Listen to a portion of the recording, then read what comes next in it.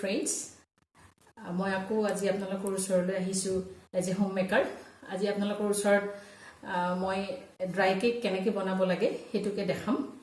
আকৌ হেড কালি মই কিছু মেসেজ পাইছিলো কমেন্ট পাইছিলো সবে বিচাৰিছিলে ড্ৰাই কেকটো কেনেকৈ বনাব লাগে সেই কাৰণে মই আজি আপোনালোকৰ ওচৰলৈ আহিছো আজি মই ড্ৰাই কেকটো কেনেকৈ বনাব লাগে এবাৰ আপোনালোকক দেখাইছো ইয়াতে লৈছো মই ময়দা লৈছো মই ইয়াতে 1.5 কাপ 1.5 কাপ এটা মই চেনি লৈছো চেনিখিনি মই মিক্সিত গুৰি কৰি লৈছো চেনি লৈছো মই 1 কাপ 1 কাপৰ অকমান কম লৈছো এয়া লৈছো মই বেকিং পাউডাৰ লৈছো মই ইয়াতে সৰু চামুচেৰে 1.5 চামুচ এনেকুৱা সৰু চামুচ কৰিব এনেকুৱা চামুচেৰে লৈছো মই 1.5 চামুচ অইল লৈছো মই ৰিফাইন্ড তেল লৈছো 1/4 কাপ এটো 1/4 কাপ মেজাৰিং কাপ এটো 1/4 কাপৰ কাপ হয় এই কাৰণে এটা ফুল লৈছো 1/4 কাপ মই ৰিফাইন অইল লৈছো এখিনি লৈছো মই ভ্যানিলা এসেন্স লৈছো মই 1 স্পুন এনেকুৱা স্পুনেৰে 1 স্পুন ডাঙৰ স্পুনেৰে 1 চামুচ লৈছো মই আৰু কণী লৈছো 2টা আৰু এখিনি পানীখিনি আমি লাগিলে দিম আৰু ইয়াতে নিমখ আছে অকমান এটা মই ইয়াৰে দেখাইছো আপোনালোকক এখিনি ময়দা লৈছো আমি 1.5 কাপ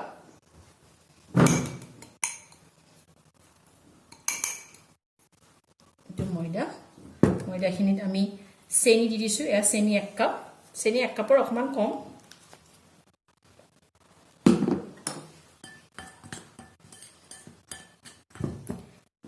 এখিনি বেকিং পাউডাৰ লৈছো এনেকুৱা সৰু চামুচেৰে 1.5 চামুচ 1.5 কাপ ময়দা সেই কাৰণে 1.5 চামুচ বেকিং অকমান নিমখ দিম অকমান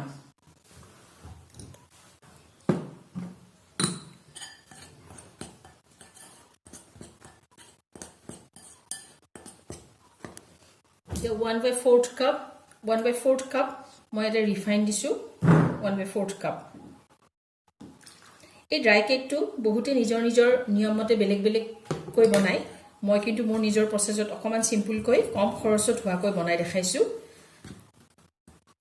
সবে নিজে বেলেগ প্ৰসেছত বনাই কিন্তু আপোনালোকে এইটো প্ৰসেছ ফলো কৰিব পাৰে যদি ভাল লাগে ফলো কৰিব পাৰে একদম ইজি আৰু অকমান কম খৰচতে হোৱা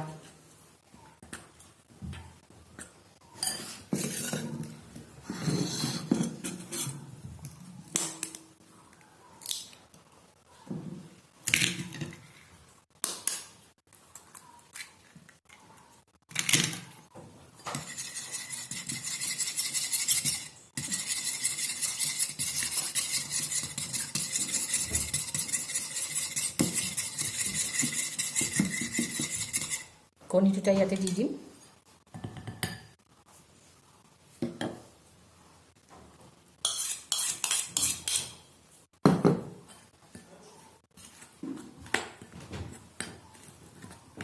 সেইদিনাখন আপোনালোকক মই এটা সিম্পল কেক কেনেকৈ বনাব লাগে দেখাইছিলো সেইটোৱে প্ৰসেছ কিন্তু ইয়াতে পৰিমাণবিলাক অকমান কমকৈ দিব লাগে আৰু ইয়াৰে বেটাৰটো অকমান বেলেগ হ'ব সেইদিনাখন যিটো লাষ্টত যিটো আমাৰ বেটাৰ হয় যেনুকা হয় লিকুইডটো তাতকে অকমান লিকুইডটো আমাৰ বেলেগ হ'ব লাগিব মই দেখাই আছো এটা কণীখিনি দি দিলো এতে দিলো মই ময়দা 1.5 কাপ চেনি দিলো গুৰি কৰি লোৱা চেনি দিলো 1 কাপৰ কম নিমখ দিলো অকমান কণী দিলো 2টা ৰিফাইন দিলো 1/4 কাপ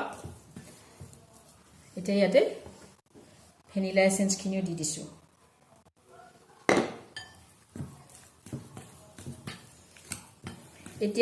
এটা আমাৰ গুটেইখিনি মিক্স হোৱা নাই এটা ইয়াতে আমি গাখীৰ নিদু পানী দিম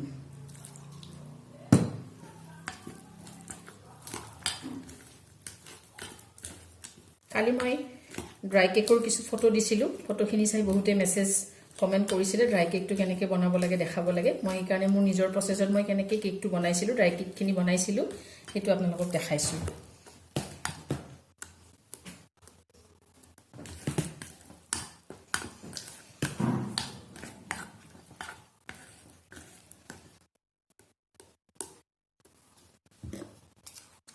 সুন্দৰকৈ মিক্স কৰিব এখিনি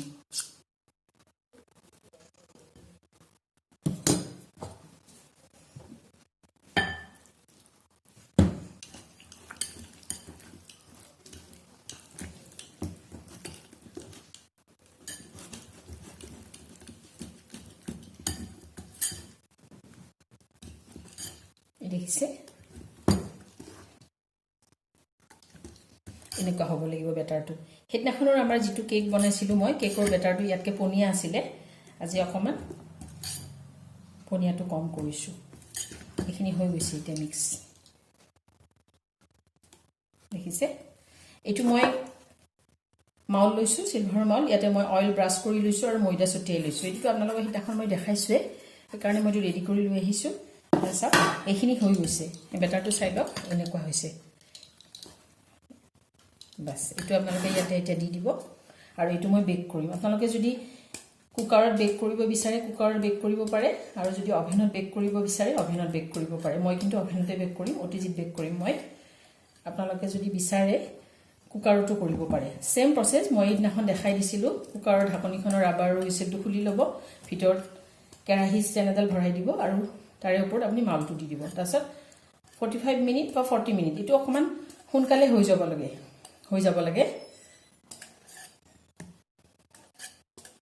চাই লব আপোনালোকে মাজতে খুলি চাই লব এটো হৈ গৈছে এখিনি দেখিছে এতিয়া আমি এটো বেক কৰিম বেক কৰাৰ পিছতে আমি পিস বনাই ড্ৰাই কেক বনাব পাৰিম এতিয়া আমি এখিনি বেক কৰিম বেক কৰাৰ পিছত আমি নেক্সট ষ্টেপলৈ যাব লাগিব কেনেকৈ আমি কেকটো ড্ৰাই কেকটো ৰেডি কৰিম এটো হৈ গৈছে এতিয়া এটো উলাই আনিছো মই অটিজিৰ পৰা এটো এতিয়া ঠাণ্ডা হোৱাৰ পিছত আনমল কৰিম আৰু পিস পিস কৰি পেলাই কাটি এফালে 15 মিনিট বেক কৰিম আনফালে 15 মিনিট বেক কৰিম এটো এতিয়া ঠাণ্ডা হোৱাৰ পিছতে কিন্তু আমি কৰিব লাগিব নহলে কেকটো ভাঙি যাব পাৰে এটো হৈ গৈছে এখিনি হৈ গৈছে এখিনি এতিয়া মই এনেকৈ সৰু সৰু পিস কৰি কাটি লৈছো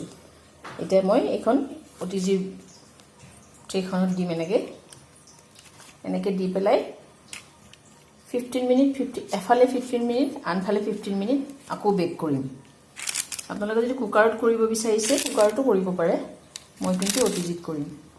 এনেকৈ গুটিখিনি সজাই আকৌ এতিয়া অটিজিত সোমাই দিম 15 মিনিট চাওক এটা ফাল হৈ গৈছে ওলাই আনিছোঁ বহুত গৰম আছে এখিনি এটা ফাল হৈ গৈছে দেখিছে বহুত গৰম আছে কিন্তু এনেকৈ গুটিখিনি লুটিয়াই দিব আকৌ 15 মিনিট দি দিব তাৰপিছত এটো ৰেডি হৈ যাব ঠাণ্ডা হোৱাৰ পিছত একদম বেকাৰী ষ্টাইলৰ হৈ যাব বেকাৰী ষ্টাইলৰ যি বেকাৰীতকৈ বেছি ভালহে হ'ব এয়া চাওক এটা ফালে হৈ গৈছে আৰু এটা ফালে 15 মিনিট দি দিব হৈ গৈছে আকৌ দি দিম 15 মিনিট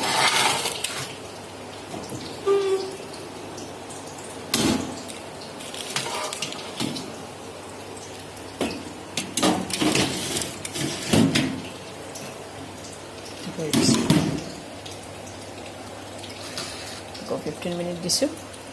15 মিনিট পিছত এটো ৰেডি হৈ যাব ঠাণ্ডা হোৱাৰ পিছত এটো ৰেডি হৈ যাব এসা হৈ গৈছে এতিয়া একেখন এসা কিমান ক্ৰিস্পি হৈছে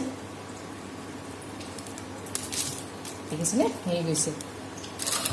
ইমান ধুনীয়া হৈছে দেখিছেনে